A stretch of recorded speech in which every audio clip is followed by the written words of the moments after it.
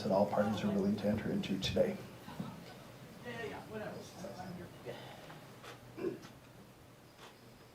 And Your Honor, just before we go forward any further, I indicated to the court the victims would not be, or the victim family would not be present today. They did ask the state to provide victim impact statements to the court. Bench copies were supposed to be delivered today. If those weren't, I have extras in the file. They're not excessively long, but I think it's appropriate given the nature that the court consider those in reviewing this case. And I would appreciate that if the court has any questions, I can provide more information. They appear to be the same person on behalf of the family, and there are two that I received, one for each case. Is that accurate? Yes, Your Honor. All right. One question for the prosecution. You indicated that the victim's family are not present and did not intend to participate, but I'm imagining that you consulted with them. And have you explained how the diversion agreement works? And do they have a view on the approach the state has taken? Of course, Your Honor. Your Honor, just for some context, as the court can see, this stemmed from an incident 2 years and a day ago. So it's been pending for quite some time. My office, Mr. Trick, have been in communication along with our victim advocate with the family throughout that entire process.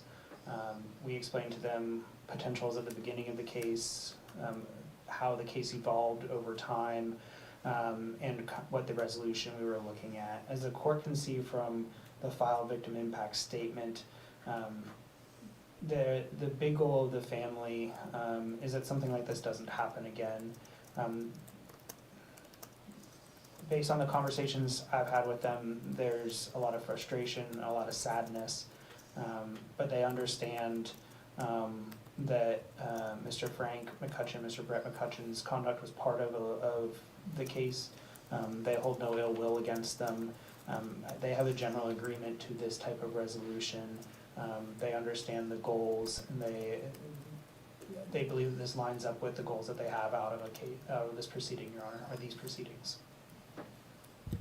And then on the same related topic, do they understand, did you talk with them about what a diversion agreement is, that today is not a day for the court to adjudicate guilt and or impose a sentence, and that under this agreement that would happen later? Yes, Your Honor, we talked about that, and I understand my request for the court to consider a victim impact statement. This isn't that final adjudication, but because it is a substantial step towards that, I think that it's appropriate for the court to be aware of their input even at this stage of the proceeding, but they are aware of the potential outcomes of this, what those may result depending on how the next few years shake out with this diversion, Your Honor. Thank you. Which defense counsel would like to go first? Go to Mr. Pilon. Thank you. Thank you, Your Honor. Before going through the whole colloquy on the diversion, I think it's important that the court understand the path we took to get here. I think Mr. Trick indicated that this was the result of heavy negotiations. I think that's an understatement. I'll let the court know that the state's been very open to hear our case. It's always been our position that there are some proof issues with the causality here. And to be fair, we've both Mr. Coker, myself, Mr. Trick, and Mr. Felak have gone out to the scene. We've consulted with experts. I think we all have a very good understanding at this point of what took place. And even though this resolution is a pretty big departure from what we typically would expect to see on a crime or an allegation this serious, it's very much appropriate here. So we would ask first that the court accept our petitions for entry of diversion today. I'll indicate to the court that I met with my client, Mr. McCutcheon, Frank McCutcheon, in my office. We met for a little over an hour. We reviewed the contract. We've read it over. He asked me all appropriate questions. In fact, there were some amendments to the declaration, or to the diversion contract. I've gone over those amendments. I believe that today my client is going to be entering a diversion knowingly, voluntarily, and intelligently. And I've also reviewed with him, I've reviewed with him his speedy trial rights. This is a pretty substantial waiver here. We're going out to 2029. So we did discuss that. He's willing to waive his right to a speedy trial. We've also discussed, most importantly, what will happen if he is not successful on this diversion, the rights that he's giving up, specifically his trial right. He understands that a violation of diversion means that his trial will consist of a judge, possibly Your Honor, in chambers with his police reports that he's stipulating to the admission of. And it is extremely likely the court will make a finding of guilty to the most serious offense that he's currently charged with, of the manslaughter. So for those reasons, Your Honor, I believe he's been well advised and he's ready to proceed. Thank you.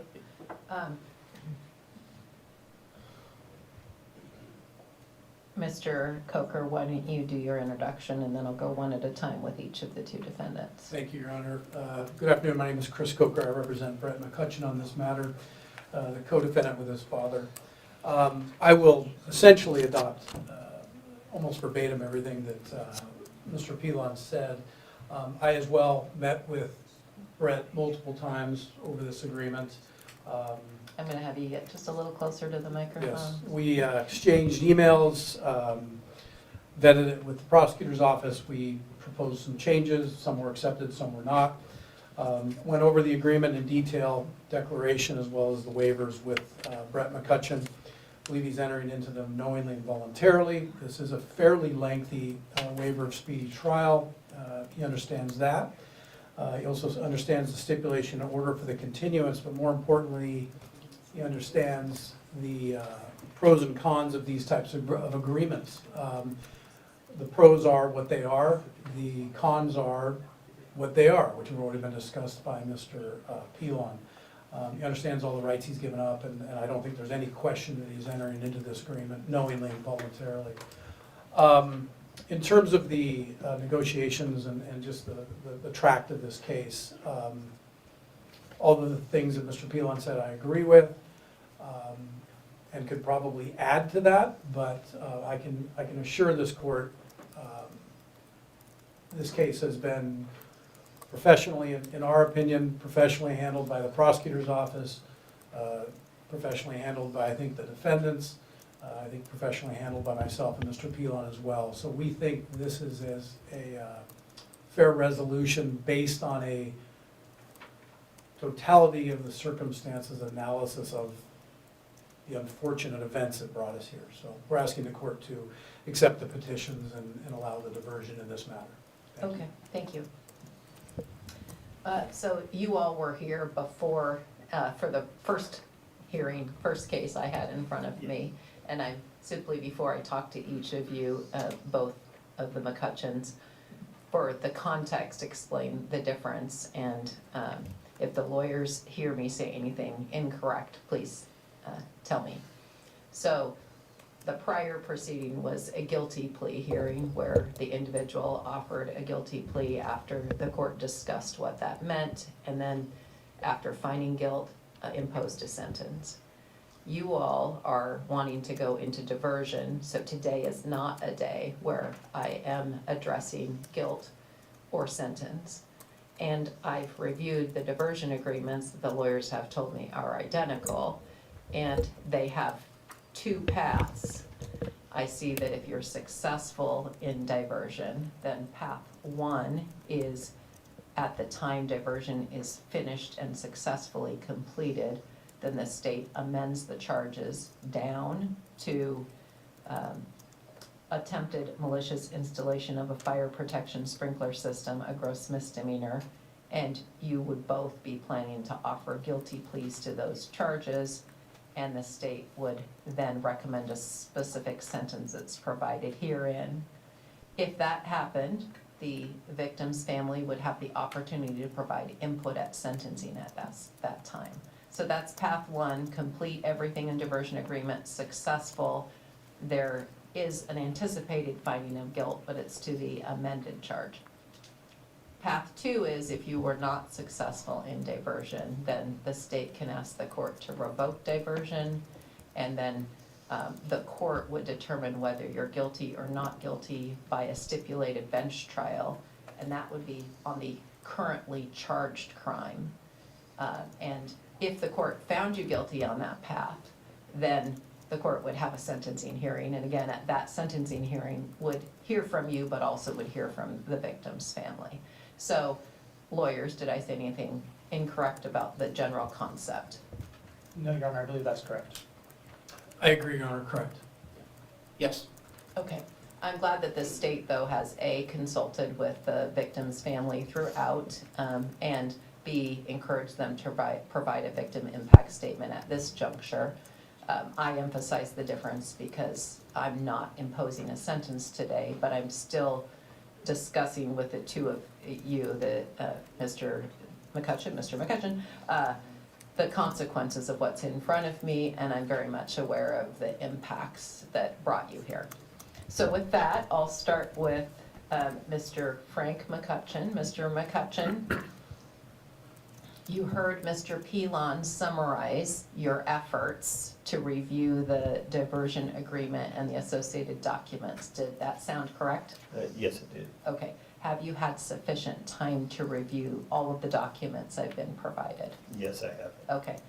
And so you are voluntarily agreeing to enter diversion and to meet all the requirements that are set forth in this diversion agreement? Yes, Your Honor. All right.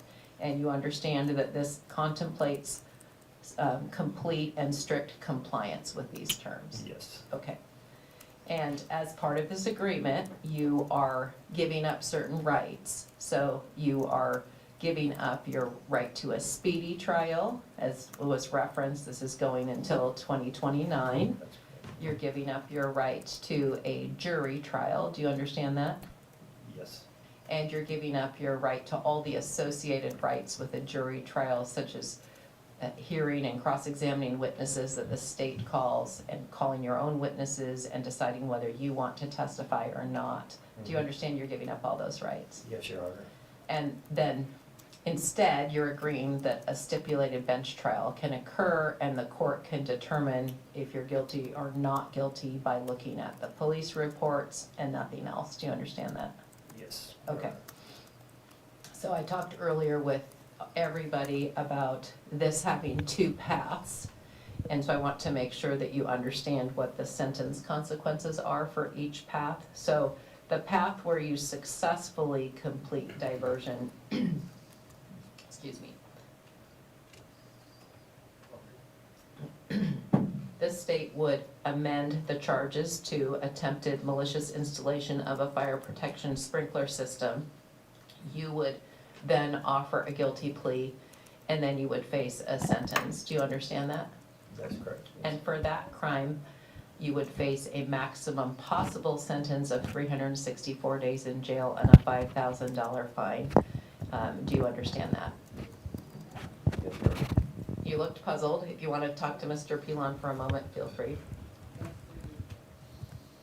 No, that- no.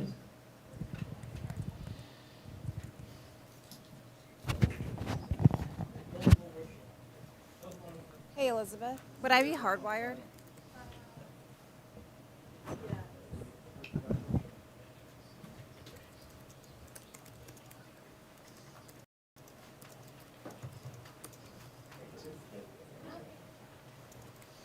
Thank you, Your Honor.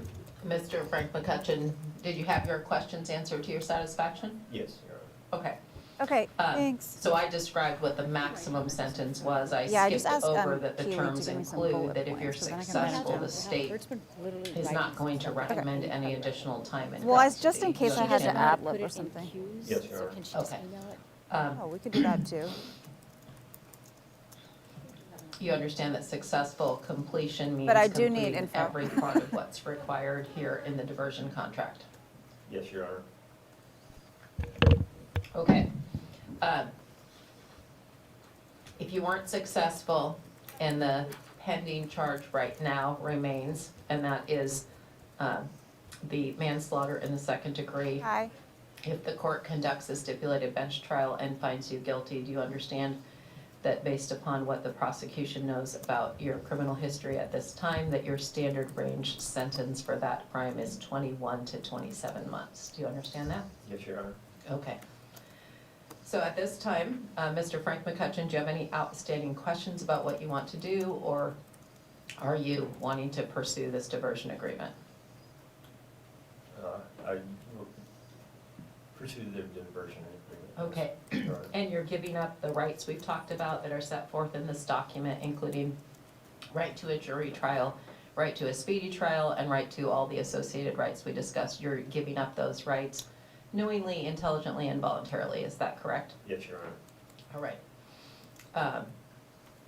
So I'm going to now talk to Brett McCutcheon. You're Brett Allen McCutcheon. Correct. Okay. You heard me hear from your lawyer, Mr. Coker, about the efforts you went to prepare for today. Do you agree with how he described what you did? Yes. Okay. Have you had enough time to review the documents I've been provided? Yes, Your Honor. And you heard me asking your father questions about the documents, and these documents are identical. Do you have the same answer to the questions that your father gave? Yes, Your Honor. So you understand that there's two paths that are set forth in the diversion agreement. Well, before I get to the two paths, you understand that by signing this diversion agreement, you're agreeing to meet all the requirements in the diversion agreement. Yes, Your Honor. If you're successful, then path A is the state amends the charges. You offer a guilty plea. The state does not recommend any additional time in custody. The court still could impose time in custody, but that's path A. Do you understand that? Yes. And then path B is you are not successful in diversion, and the state asks the court to revoke the diversion agreement. If the court revokes diversion agreement, the court does a stipulated bench trial. That's reviewing the police reports and nothing else. And if the court were to find you guilty of the pending charge of manslaughter in the second degree, then you would face a sentence for that crime. Do you understand that? Yes. And by agreeing to the diversion agreement, you're giving up your right to a speedy trial, your right to trial by jury, and all associated rights with jury trial right, including calling your own witnesses, cross-examining the state's witnesses, deciding whether you want to testify. Do you understand you're giving up those rights? Yes. All right. And the consequence for the manslaughter in the second degree, standard range with your current, what is known of your criminal history, is 21 months to 27 months. Do you understand that? Yes. Okay. Mr. Brett McCutcheon, do you have any outstanding questions in your mind about what you want to do today? No, Your Honor. Are you giving up the rights that we've discussed knowingly, intelligently, and voluntarily? Yes. All right. Anything else that you want to discuss with your lawyer before the court makes a determination? No, Your Honor. All right. So I'm going to accept the waivers, and that then approves you to go into diversion. Before I do that, I want to acknowledge that this is your two cases that bring you before the court gave rise when a person died at the Evergreen State College. And I read the victim's impact statement about the family, and any case that comes before the court with a loss of life is sad for everybody, and the court wishes it had the power to undo things. And I don't, but I do have the ability to acknowledge that that is an impact to the people involved and surely impactful to you all. And I am hopeful that this stage of the proceeding gives some bit of closure for the family that has lost a loved one. Not that they will forget that loved one, but they will not have to think about the court process for some time. And I hope it gives you both motivation to be successful in the diversion program, because that is what is important to the community. I'm not imposing a sentence today, so that's all I'm going to say, other than I wanted to make those comments to acknowledge the situation that brought you all here and to wish you success in the diversion agreement. And I am finding that each of you has waived your rights knowingly, intelligently, and voluntarily. You know what you're doing, and I wish you success on the diversion. Thank you. Thank Thank you, you, Your Honor. Thank you, Nancy.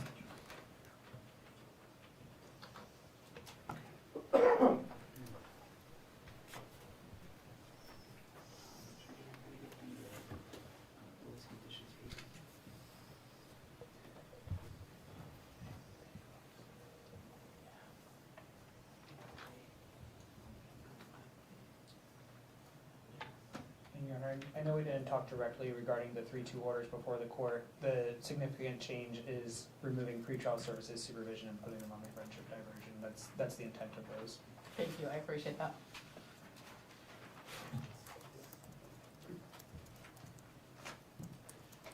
I should have caught this before. Mr. Coker, this requires your client's signature right there.